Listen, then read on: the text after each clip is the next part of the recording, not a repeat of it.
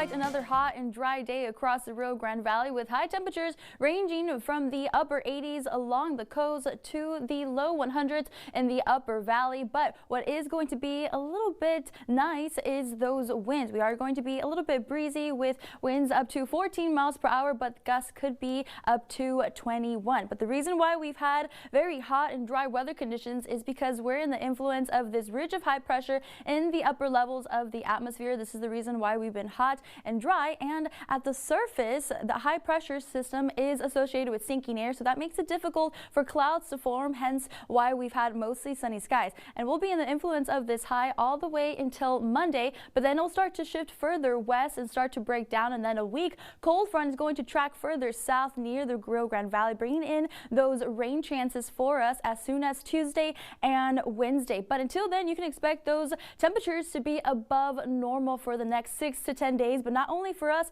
here in the Rio Grande Valley, but for all of us in the state of Texas. So here's a look at this weekend, and technically on Saturday is officially the first day of fall, even though it's not going to feel like that. The temperatures are going to be in the upper 90s to low 100s, and a little to no chance of rain is expected for the weekend as well. It's not going to be until Tuesday and Wednesday, but look at those rain chances. They are going to be relatively low at 20% rain coverage. So most of us across the Rio Grande Valley are going to be dry once again. And this is actually not the greatest news, because look at our drought monitor that just got released today. So we are seeing anywhere from moderate to extreme drought conditions, and unfortunately that's looking like it's going to continue as we head into the middle of this work week. But taking a look at the tropics quickly, we still have Hurricane Nigel as a Category 1. It's going to continue to move further east and north into cooler water, so it is going to weaken back down to a tropical storm. But